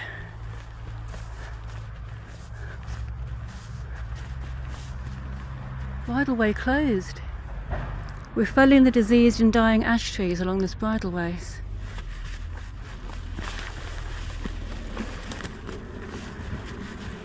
Great. That means I'll be all alone, except if other naughty people who are willing to go through tape come down here. Whew. Let's have a look at where I'm going. Ignoring the no trespassing signs, Leslie pushes deeper into the forest, determined to stick to her plan and find the perfect camping spot. She doesn't realize that this choice is about to lead her into a disturbing situation. As the sun sets faster than she expected, she knows she needs to find a place to settle down soon. Fortunately, she spots a small hill ahead that seems ideal for camping. Hesitant, but knowing she has no other option, she begins unpacking her gear. Just as she's about to set up her tent, something in the distance grabs her attention. I don't know if you can see that, but there's somebody walking down the bottom of the valley there with a torch. I'm sure they're fine and innocent, but I've turned all my lights off until they've walked by. That person with the torch going along, I was about to set the camera up and I was about to say, oh, I'm on a hilltop and I can see they're about to leave the valley, so that's good. But they didn't. They came back and sort of towards the tent, and I just thought, oh shit, oh shit, oh shit. Packed the camera, in fact the camera is what I was worried about. First time I've used this, Insta360. My first ever camera. It's funny how I was packing that, wanting to make sure that was okay. And my hip belt I wear. So it's got my mobile and keys, so I just got my rucksack on and left the tent and hid down in the trees to make sure they went, because I also wanted to check what they were doing rather than just, you know, me leaving. And eventually they left. I don't know, I was spooked by then, so I found a different spot. A shiver runs down her spine as she notices a figure slowly approaching. Her heart pounds, and the heavy silence in the forest feels even more oppressive. Refusing to let fear take over, she moves toward a small clearing further into the woods, nestled among trees and thick bushes that offer better concealment. Her unease lessens a little, though she still feels on edge. When she reaches the secluded spot, hidden from the main path, she breathes deeply and lets out a sigh of relief. The figure is out of sight now, and the gentle sound of rustling leaves helps ease some of the tension. Feeling more secure, Leslie begins setting up her camp, comforted by the shelter of the surrounding trees. Of course I'm wearing my mountain jacket, so with all the stress I'm boiling.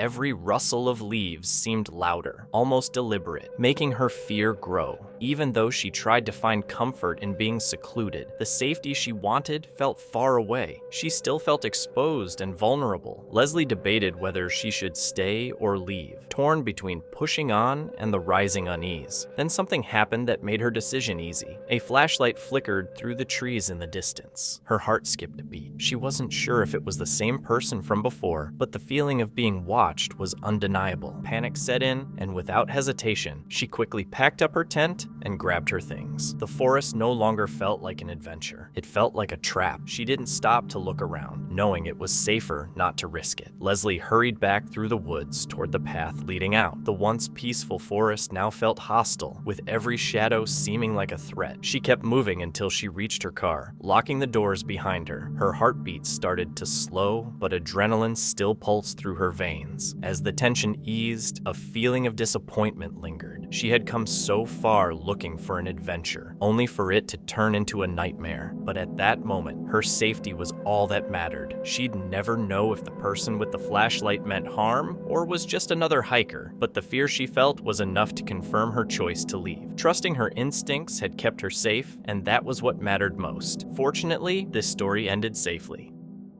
This creepy video was caught on camera by Franco, a well-known YouTuber behind the channel Franco TV. He's famous for exploring some of the most haunted places in the US, and he's got a reputation for being fearless, always up for a spooky challenge. But this time, he ran into something even he wasn't ready for. It was the evening of July 13th, 2024, a warm summer night, and Franco had set out to spend the night camping in a cemetery in Chile. This wasn't just any graveyard, it had a dark reputation. People believed it was haunted, and it was also a hotspot for grave robbers who would sneak in and steal from the tombs after dark. Definitely not the kind of place most people would want to be alone at night, but that's exactly what Franco was doing. Got it. I have access to a cemetery. It is ridiculously hard to find an accessible graveyard at night, especially in Chile, but luckily enough, I got to know somebody who knew somebody who was eventually able to give me access to getting to this location. I am in a huge graveyard behind me. This is nothing. It goes on forever. However, it is extremely dangerous being towards the back because people come through here all the time robbing and stealing and stuff. And the problem with this location is that the law doesn't protect me here. So it's hard to defend myself when if I do defend myself, I go to jail, directly to jail.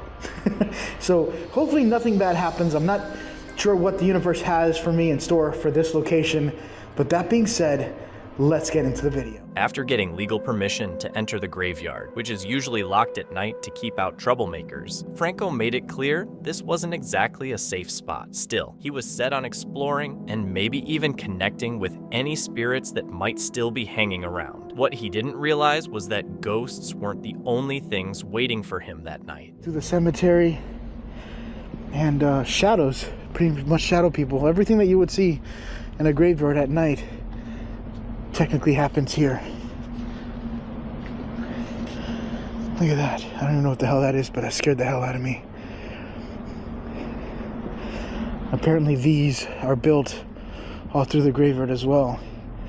And I feel like it's just built just to scare the hell out of you.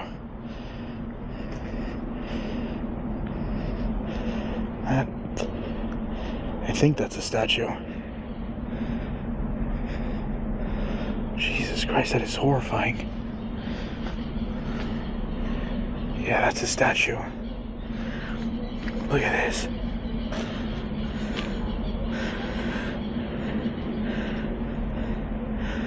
Is that creepy or what? Near one of the graves, there was a life-sized statue, and for a split second, Franco thought it was an actual person. It gave him serious chills. These kinds of statues are meant to scare off grave robbers, but honestly, they look so creepy that you can't always tell if they're just stone or something more disturbing. Every now and then it sounds...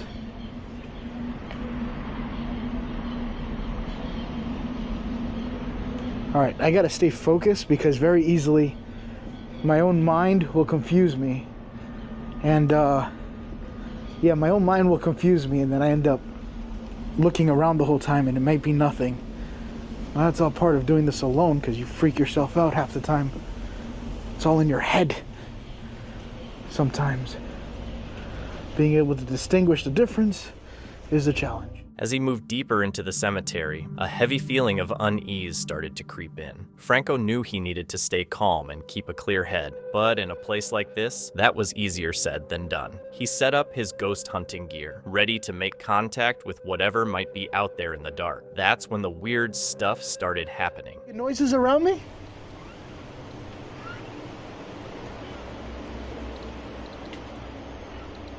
It is so dark here. There's no moonlight, so I don't really have any chance of seeing anything unless I have an IR light.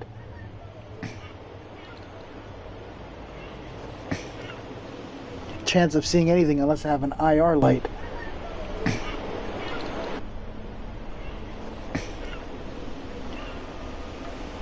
I don't know if you guys could hear that, but I'm hearing some random stuff. Faint voices started crackling through his equipment, leaving Franco confused and on edge. Just moments before, everything had been eerily quiet. But the second he turned on his gear, the strange sounds picked up, growing louder and more intense with every passing moment. Trying to see if there's anything significant about being in this room. Why they would run in here. No, I won't. I don't know if you guys just heard that, but I just heard a giggle. That sounded like a laughing.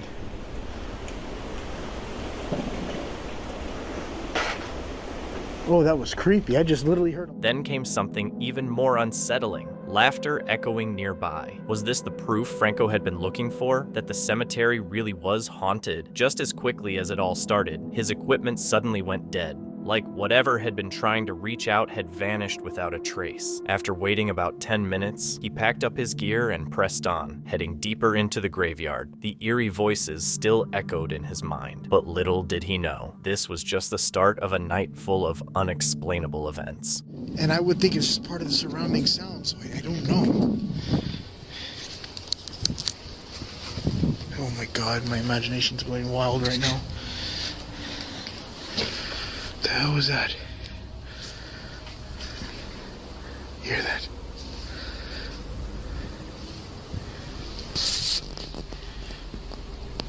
That sounds like something moving for sure.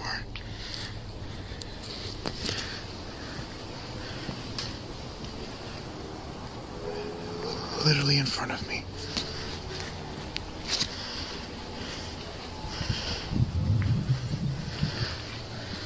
A creeping feeling settled over Franco. He was sure he wasn't alone, and his instincts were about to be proven right. But before that, something truly disturbing happened. As he walked across the grass, he noticed a birthday balloon gently swaying in the night breeze, completely out of place in a cemetery. Trying to shake off the tension, he started singing to calm his nerves. What happened next, though, was nothing short of terrifying. Happy birthday to you.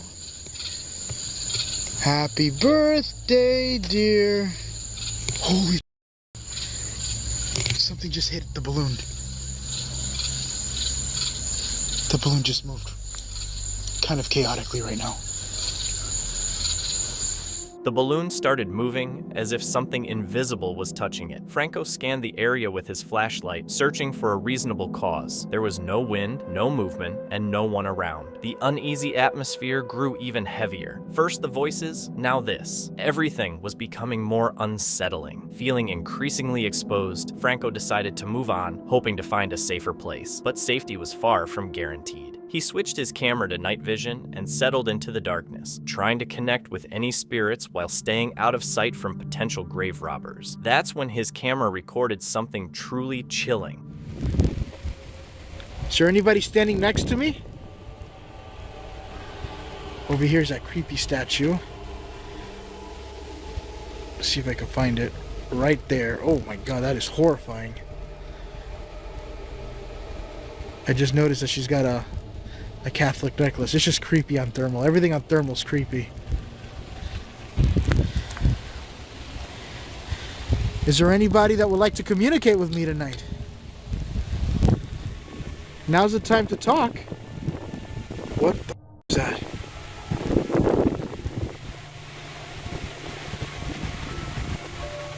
I just picked something up on thermal. And I don't even know what the hell it was. A shadowy black shape drifted among the graves before fading away. Franco caught some movement in the distance but couldn't identify it. When he switched to heat vision, expecting to see a person, there was nothing there. I'm now on a different spectrum. I want to see if it gives off any thermal heat. I'm not seeing anything. What the hell was that?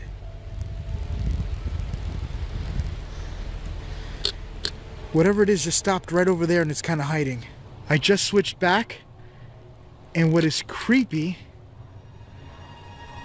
is that whatever the hell I just seen, I want to see if I can see it again, stopped right over here. There was something black. There was no heat signature, no sign of any living being. Was someone hiding nearby, or had he actually caught a ghost on camera? Determined to find out, he carefully approached the grave where he'd seen the figure, but found nothing there. Feeling uneasy, he picked up his pace and headed toward another part of the cemetery, hoping to find some safety. But the nagging thought stayed with him. He wasn't alone. Eventually, he arrived at a different area of the cemetery that felt distinct, more ornate and almost peaceful, yet still undeniably creepy. As he moved forward with his flashlight shining on the graves ahead, something suddenly made him stop in his tracks. It's decorated to the teeth. Hola.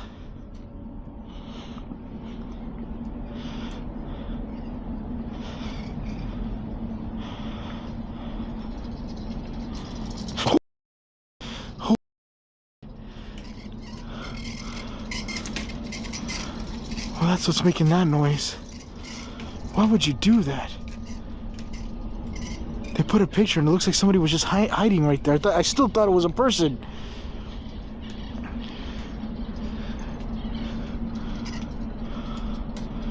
Jesus Christ.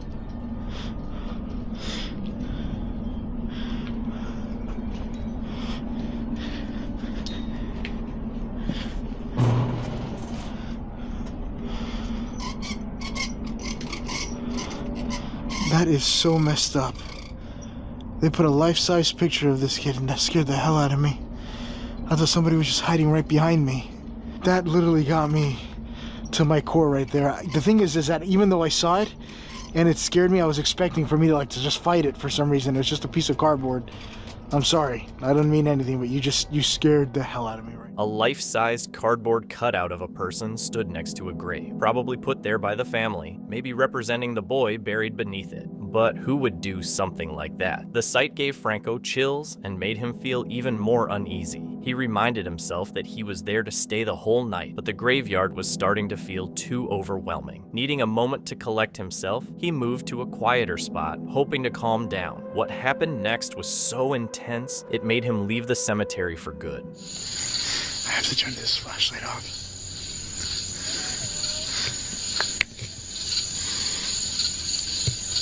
Holy. A sudden loud noise shattered the quiet, confirming Franco wasn't by himself. He cautiously traced the sound to an old mausoleum standing separate from the other graves. That's when he spotted it once more.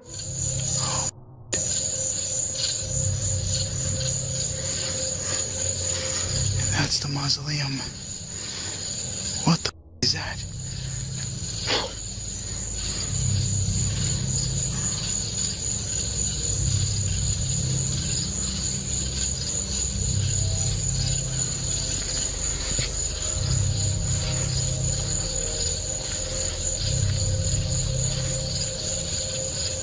I just seen someone sitting there. A shadowy figure slipped around, seeming to hide from view. Could this be the same one he'd seen before? Let's watch the footage again. That's the mausoleum. What is that? Certain of what he'd seen, Franco realized he couldn't take any risks. He quietly retreated, opting for caution instead of a confrontation. I'm back there. Back there is too dangerous. There's a lot of people back there, but I definitely seen something black. I'm pretty sure that's where the sounds of the screams are probably coming from. I'm pretty sure that whatever that was probably most likely the same lady or the same thing that I seen crossing the road the last time and that walked in the middle of the road. And it was probably trying to draw my attention because I came in here and I did shine my flashlight a couple of times. It was just too risky to stay any longer. Unsure if he was dealing with a spirit or someone with bad intentions, he chose to leave. He quickly headed back to his car, drove to a nearby hotel, and took some time to process the intense events of the night. When he uploaded the footage to YouTube, viewers were left stunned. Franco admitted that the experience still haunted him. Was it a person messing around? Or was the cemetery really haunted by something dark? Maybe we'll never know. Luckily, Franco got out safe and sound. Cursed Urban is a YouTube channel focused on camping in haunted and eerie forests, but his trip to the Forest of Sorrow turned out to be one of the most unsettling yet. After pitching his tent and checking out the surroundings, Urban pulled out his spirit talker device in hopes of connecting with any spirits that might be present, and things quickly took a dark turn. Name Isabella. I've been here 50 years. What I like to do, as you guys know, I like to just like let Spirit Talker go, see if it gives me anything before I start asking questions. That's been like my preferred method for quite a while. It seems to work pretty good for me, so it's kind of what I do. Keep the camera on. Keep the camera on. All right, I like that response.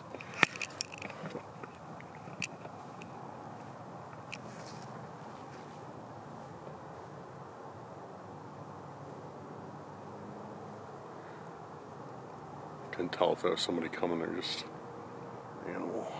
Keep the camera on. Well, I'm not getting a lot of good responses, but it's promising that I'm at least getting responses. Will you stay a while? Will you stay a while? Sound like a question directly to me. Yes, I will. I will be staying the night here, and I will have the camera on. So if you'd like to show me something, I definitely invite you to.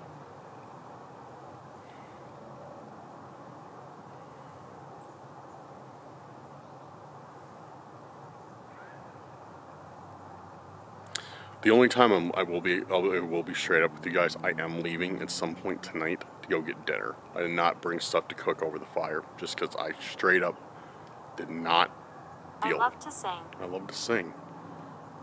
Okay. Because I straight up did not feel like cooking over the campfire tonight. Being completely honest, I did not feel like cooking over the campfire tonight. So I was like, there's like a bunch of, not a bunch, but a few fast food places like 15 minutes from here. So I will be leaving probably right before it gets dark to go and have dinner and then come back. See, like, cooking over the campfire, like, it's fun and stuff, like, it is. I do enjoy, like, campfire. May I touch you? Yes, you may touch me. Feel free. I do enjoy campfire food, but it's just so much extra stuff to bring with. I was like, I'm not about it tonight. Probably gonna have enough fun trying to light the campfire with wet wood.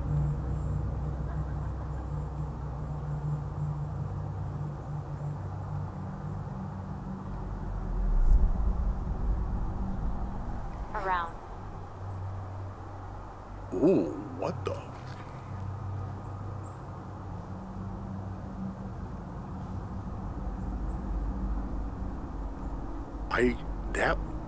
That was weird.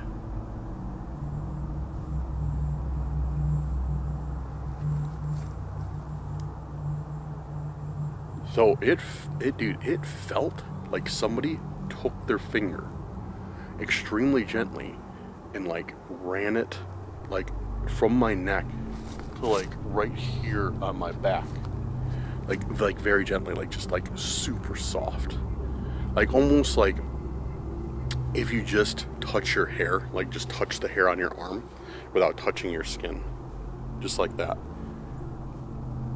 That's how it felt. It felt like somebody started my neck right here and went down to my back, just like that. I move things. And that's right when it was right after we got "May I Touch You." Well, not right after, but it's like around the same time, within a minute or two of "May I Touch You." Could it have been goosebumps? Like, because I can definitely feel the temperature cooling down, like gradually. Maybe. You know, it might have been me getting the chills or something. But usually the chills, like, you feel it in your body. This was like I felt it, like, within, like, you know, like the size of a finger, like a small finger. Like, it didn't go, like, throughout my whole body. It just, like... There's more of us. That's weird. That's really weird. But it's a good start. There's more of us. I move things. Yo! Check that out! Ah! I scared it. Oh, dude. They're a beaver. While using the spirit talker, Urban began receiving some seriously strange responses from whatever was out there. After a few eerie exchanges, he gave the spirits permission to physically interact with him. That's when he felt something, like a presence slowly dragging itself across his back. That chilling moment confirmed he wasn't alone. Shaken, he made his way back to his campsite and lit a fire, hoping to settle in for the night. But the unease lingered.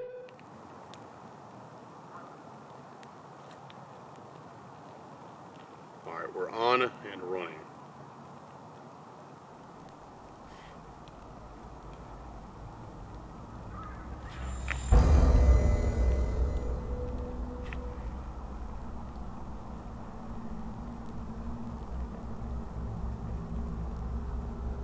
You gotta be kidding me.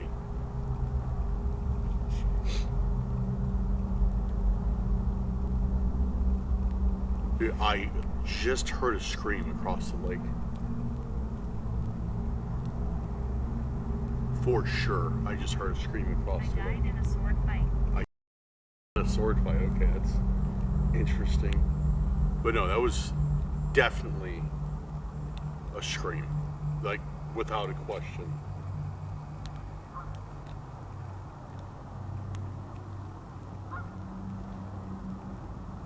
Was that you?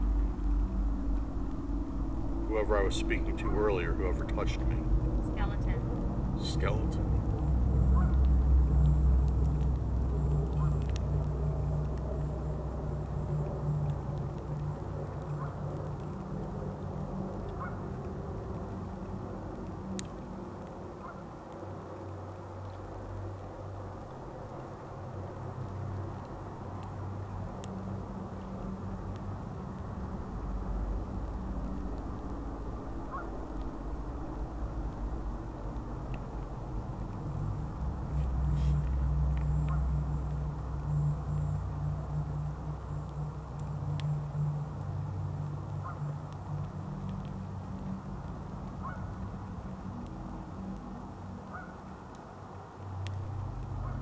I think pine needles are the secret ingredient to the fire after all.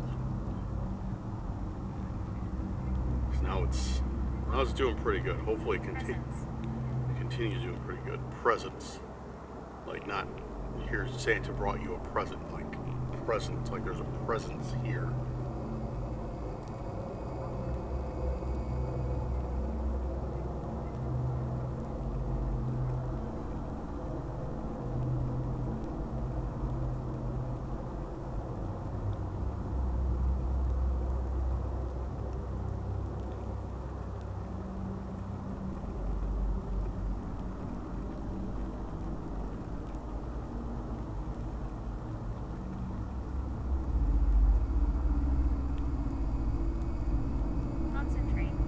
Concentrate. What do you think I've been doing? Not concentrating?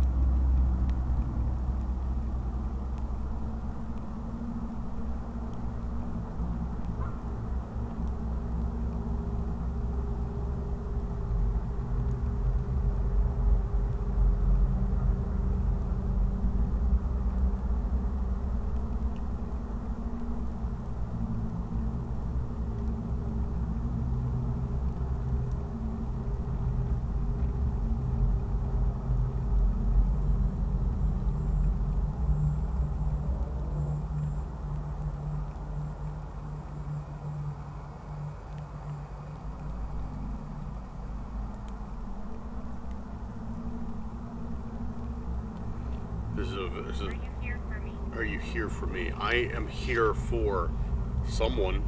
It could be you. I'd like to learn something.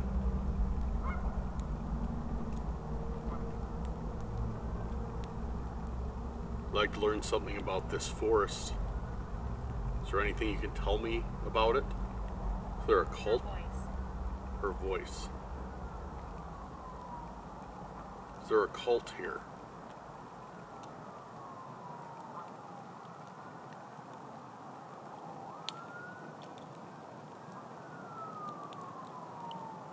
Is there something here that shouldn't be?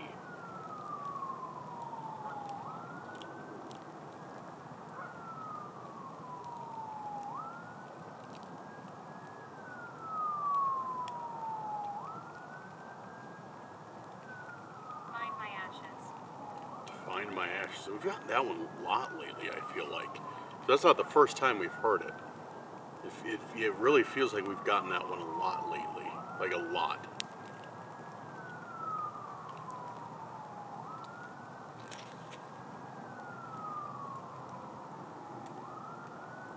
We're apprehensive.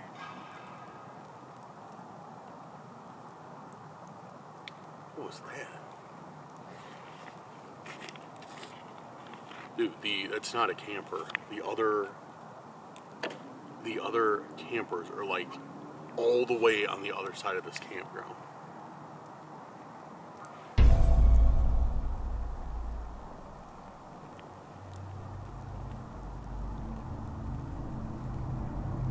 What was that?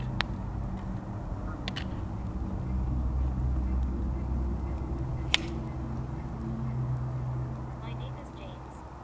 My name is James.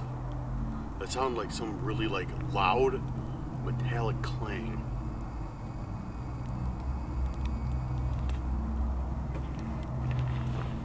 That was really weird.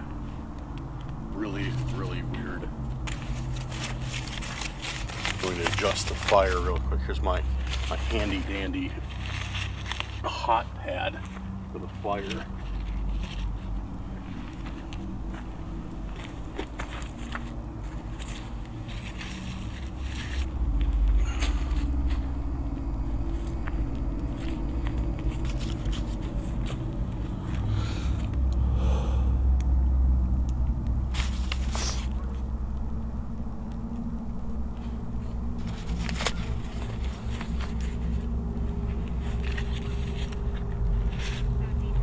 Go deeper, huh?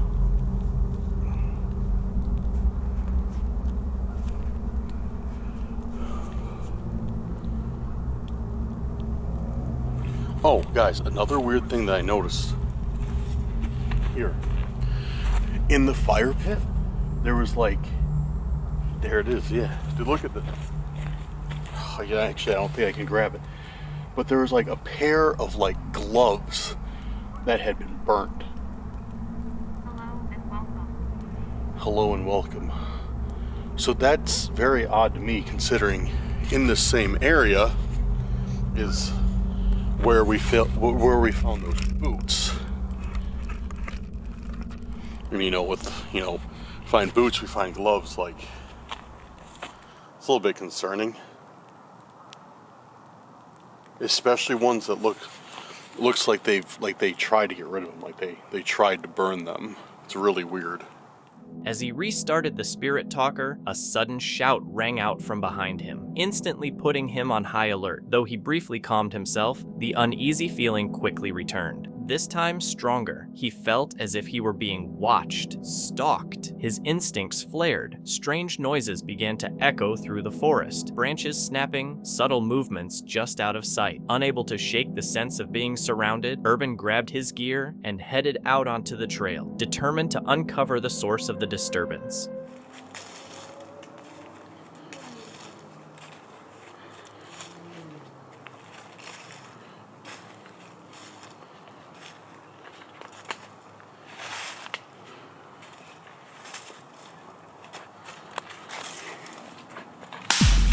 Yo!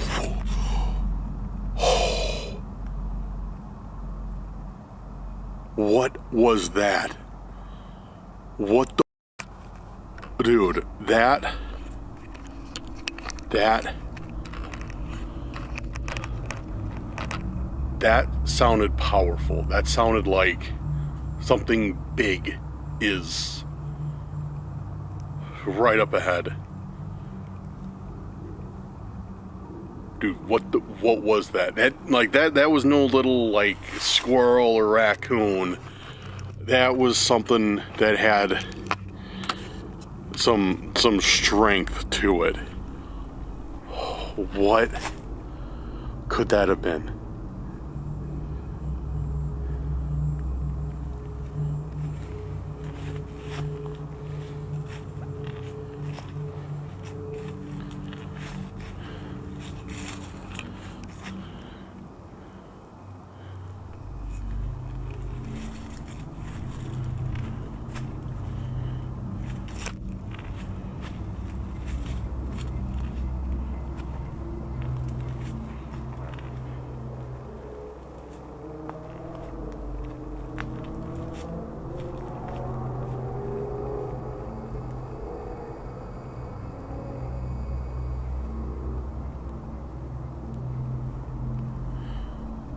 Yeah, it was right up here.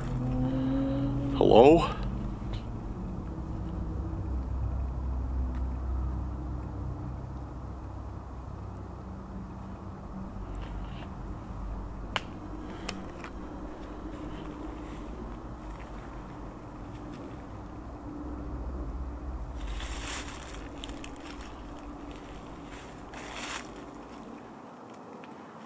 Something does not feel right now. Like something feels off. Like it's one of those things, like when you get the knot in the pit of your stomach. Like something just doesn't feel like it should. Like my alarm bells in my head are going off that something is very, very wrong. If that makes sense. It just oh man, dude, I don't know what it is, because this whole night it hasn't been like super crazy. Like that last path that I went on, like where I saw a mimic, that was crazy. Like that had me freaking out. Like nothing like that like crazy has gone on tonight, but right now it feels like I'm wearing lead boots. It feels like I should not be here. Like something's wrong. Like something is out here. I don't know, dude. Like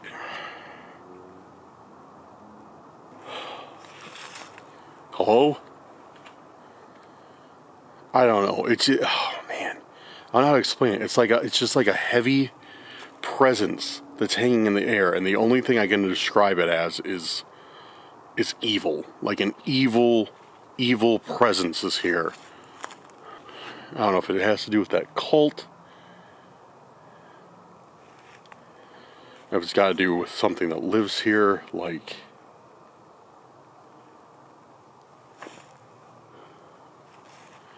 I don't know, but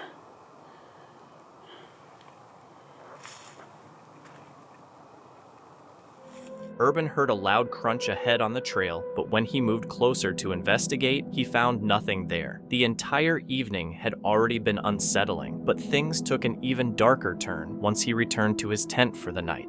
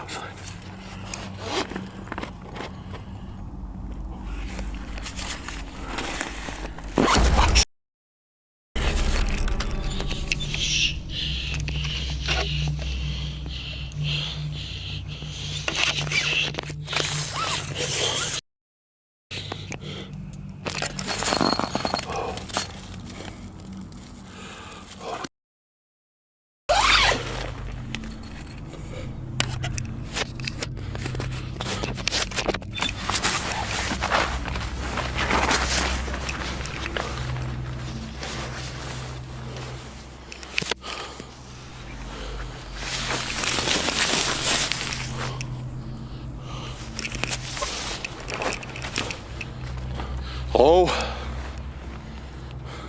Who's out here? Who's out here?